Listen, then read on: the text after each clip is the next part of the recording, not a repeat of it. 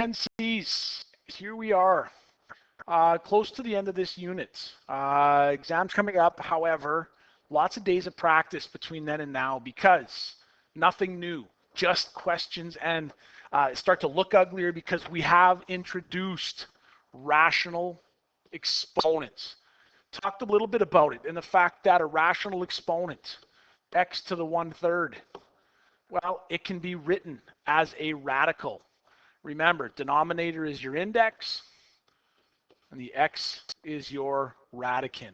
So we've looked at how powers with fractional exponents are actually very user-friendly when we work with radicals.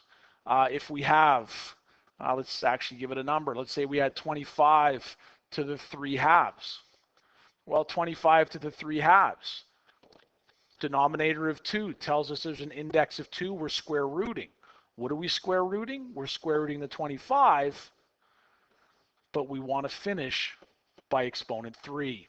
So we've looked at these fractional exponents in a practical sense. How would we finish this off? Square root of 25 is 5. We want to cube that. 5 cubed is 125. So fractional exponents can look ugly, but the math is manageable if you work through and learn the processes. Well, we're going to do more work with fractional rational exponents. Nothing new, but the fact is we have to work with fractions. So they're not going to be big numbers, but they're still going to be processes you need to be able to do. Very quickly, adding and subtracting fractions, you need the common denominator. That's the key. So in this case, if we had 7, actually I think there's a question in the booklet, sorry, 3/8 plus 3/4. Let's start there, 3/8 plus 3/4. We need a common denominator. 8 and 4, 8's a good common denominator. How does 3/8 become 1/8? Well, you multiply by 1, that stays as a 3. How does 4 become an 8? Multiply by 2 up top to keep it equivalent. 3 times 2 is 6. We end up with 9/8. Add the numerators, denominator stays the same. If we're subtracting, it's the same kind of process. 1/6 minus 5/8. Common denominator for 6 and 8. Well, there's all kinds of them. The smallest one, what will 6 and 8 both become? 24 works nice. 6 times 4 is 24. So 1 times 4 is 4/24. Subtract. 8 to 24 is times 3. 5 times 3 is 15. So 4 minus 15 gives us a negative 11/24. And just the last one that's there, just to make sure you understand, if you have a whole number, remember you can always put a whole number over 1 and work with it. Common denominator then is 3. 3 times 1 is 3, so 2 times 1 is 2. 1 times 3 is 3. 4 times 3 is 12, so we get 14/3. This is a process you should be familiar with. We have reviewed it earlier this year. And the other fraction calculation is multiplying. What's nice with multiplying is it's just multiply the numerators, multiply the denominators, straight across. A times C over B times D. 6/5 times 4/3. Two things you could do, multiply straight across. 6 times 4 is 24. 5 times 3 is 15. But then we want to reduce. I can reduce here by 3, which would leave me with 8/5. Don't forget, you could also, in the original question, reduce. Because 3 and 6 can both be reduced by 3, 3 divided by 3 is 1, 6 divided by 3 is 2. Now when I multiply, 2 times 4 is 8, 5 times 1 is 5. Same answer, couple different ways. 3/2 times 4, which is 4 over 1, remember. We could cancel here. 2 and 4 can both be reduced by 2. 2 divided by 2 is 1. 4 divided by 2 is 2. 3 times 2 in my numerators. 1 times 1, which is just a 6. So these are processes that we're going to use along with the exponent laws that were reviewed a couple lessons ago. I told you you need to know that. It's been covered before, but now we're going to use it in a little bit uglier situation. Nothing's new here. I'm going to go through these fairly quickly and easily. The only thing I want to point out is throughout this booklet is sometimes you will have the negative 3 halves. I've converted in some things to put the negatives with the numerators, but there are questions that look like this. You have to kind of look careful. If the line in your fraction looks extra long, chances are it's because it's a negative 3 halves. I've made changes on some. Just be aware of that. An extra long line in the fraction means it's going to be a negative 3 halves versus just the 1/4. So be aware of that. Just try to be in tune with that. So I'm going to go through these fairly quickly. If you have to stop, slow down, or every time there's a new sheet, a new page, stop and take a look. We're on page 34. So multiplying, powers, 2 powers, x power, x power. When you're multiplying them, you're going to add exponents. It doesn't change. We have 2/4 plus 1/4 because those are my fractions. Those are my exponents. I add them. Common denominator is already there. 2 plus 1 is 3/4. Simplified form is x to the 3/4. That's it. Fractional exponents are acceptable. Negatives aren't, and we'll look at some of those. Same question. Multiplying powers, add your exponents. Now we have a negative 3 halves plus a 1/4. Well, negative 3 halves plus 1/4, common denominator is 4. So have to do some scratch work. 2 times 2 is 4, so 3 times 2 gives us a negative 6, and 1/4 stays as 1/4. Add my numerators. Negative 6 plus 1 is negative 5 over 4. As long as you know your exponent laws, the tough part is all these little calculations. We end up with a base x, exponent negative 5/4. However, last lesson, we don't like negative exponents. What do? Well, right now, our power has a negative exponent, so shuffle it to the denominator. Negative 5/4 becomes 5/4 with the exponent 1. There's your final answer. Nothing changes in exponent laws. It's just the fact we're working with fractions. Dividing powers. When we're dividing 2 powers with like bases, what do? We subtract exponents. So we have a negative 1/10, subtract 2/5. Common denominator is 10. Negative 1/10 stays as negative 1/10, but 2/5 I have to multiply by 2 to get 10. So I multiply by 2 and it's a negative, or subtract 4/10. Watch your integer rules. We don't subtract, change. Negative 1 plus negative 4, negative 5/10. Always reduce negative 1/2. So we simply end up base y, exponent negative 1/2. Negative exponent laws are the same.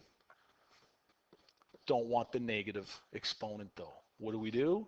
Shuffle it down to the denominator, positive exponent, and a 1 up top now. There's our simplified power. Nothing new happening. It's just a matter of having to do fraction calculations. So maybe stop, give it a try. Here we go. X to the 1/2, 2/3. Power of a power tells us to multiply exponents. 1/2 times 2/3. I see the 2 and the 2 cancel by 2. I end up with 1/3. So our simplified form is x to the 1/3.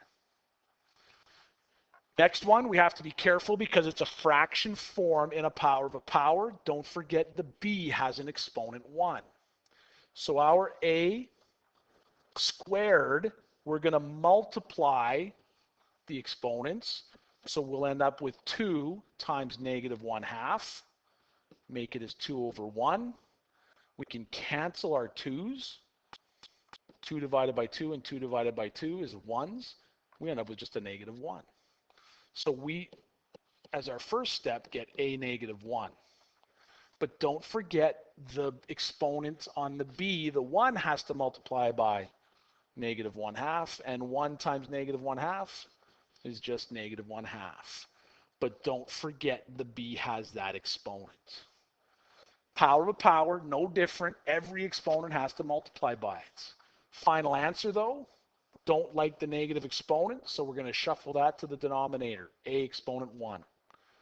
b negative 1/2, don't like it, going to shuffle it to the top, and it becomes a b 1/2. There's your simplified form.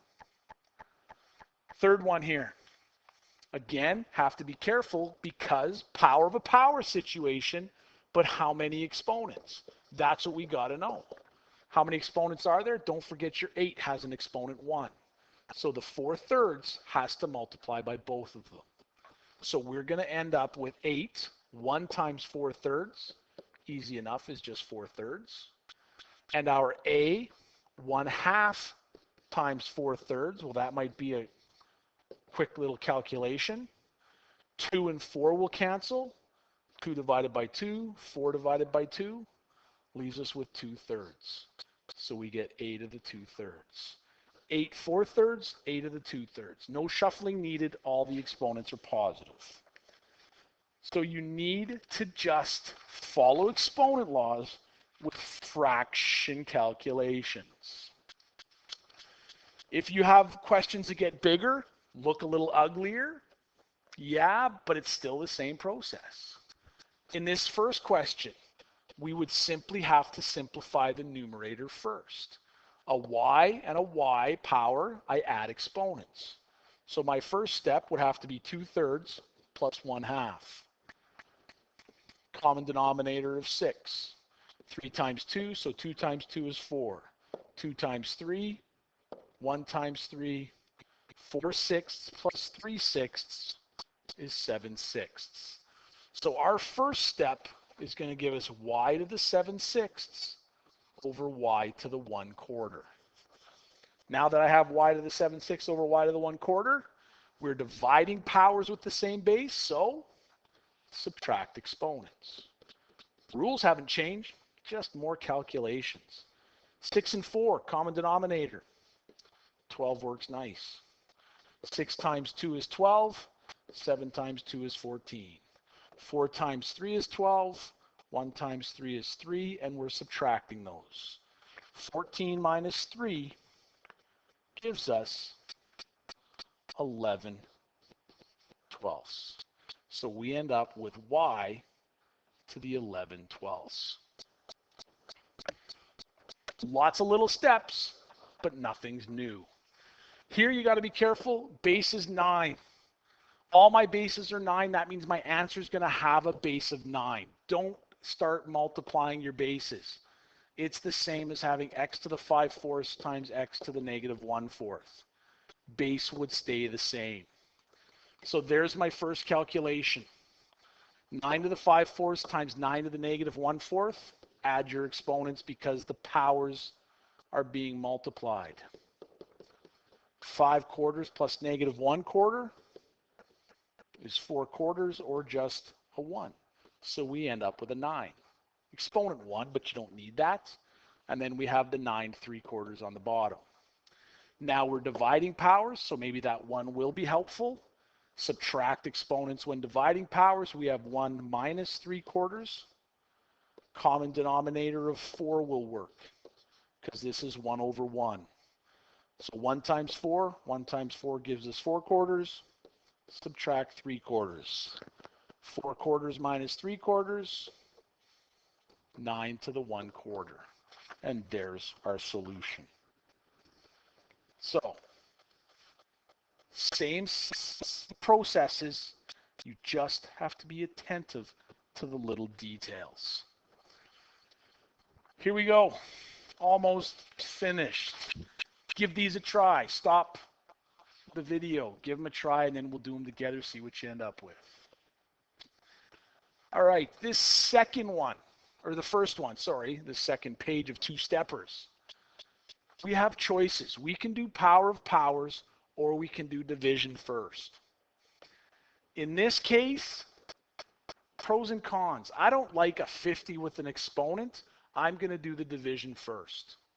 So we divide coefficients. 50 divided by 2 is 25. X squared divided by x4. 2 minus 4 is an x negative 2. Y4 divided by y7. 4 minus 7 is a y negative 3. And all of this is to the exponent 1/2. So I just did the division first, and then I'm going to do the power of a power. Don't forget your 25 has an exponent 1, so the 1/2 has to multiply by all of them. 25, 1 times a half, well, that's pretty straightforward. That's a half. X negative 2 times a half. Negative 2 over 1 times a half. Really quick, negative 2 over 2, which is just a negative 1. And negative 3 times 1/2, negative 3 times 1/2, negative 3. Oops, negative 3, not over 2, sorry. Negative 3 over 1 times a half is negative 3 halves. Y negative 3 halves. Not happy with this final answer, though, because we need to do some shuffling. 25 to the 1/2 we're happy with. Leave it in the numerator, but the negative 1 exponent shuffles to the denominator. The negative 3 halves exponents shuffles and becomes a positive 3 halves. So we end up with a y to the positive 3 halves. And there's your simplified form. Last one, can't do division first because this power of a power is just for up here. Don't forget you have the exponent 1. So to start with, 2 times 1 gives us a 4 squared. And negative 4/5 times 2 becomes negative 8/5. So we have x to the negative 8/5. All of that is over 10 x to the 3 halves. Now here, our 4 squared, we could calculate that pretty easily. 4 squared, 4 times 4 is a 16. This is important because sometimes you're going to get situations where your coefficients don't divide even. All we want to do is reduce. 16 divided by 10, can't do it, so we're just going to reduce it to become 8/5. Subtracting exponents because the powers are being divided, we're going to have negative 8/5, subtract 3 halves. And what does that give us? Well, first we need the denominator of 10. Times 2 is negative 16. Times 5 is subtract 15. Negative 16 plus negative 15 gives us a negative 31. Negative 31 tenths. So that's what's on our x, negative 31 tenths. However, don't like the negative exponent. So our final answer here, we have 8 over 5, and the x negative 31 tenths, right now it's in a numerator position, so we shuffle it to the denominator, and there's our simplified form. I mean, lots of examples relatively quickly because with rational exponents, the exponent laws don't change. That's what's great. It's the same process. Assignment from the booklet, page 37, number 1, the top part, and then page 38, 3 and 4. Have a piece of scrap paper beside you to show all your little steps. Show the little steps, eliminate the small errors, because there will be some. Give it a try. and then one more lesson dealing with the negatives in unique situations. Have fun with it, but give it an honest effort. Enjoy.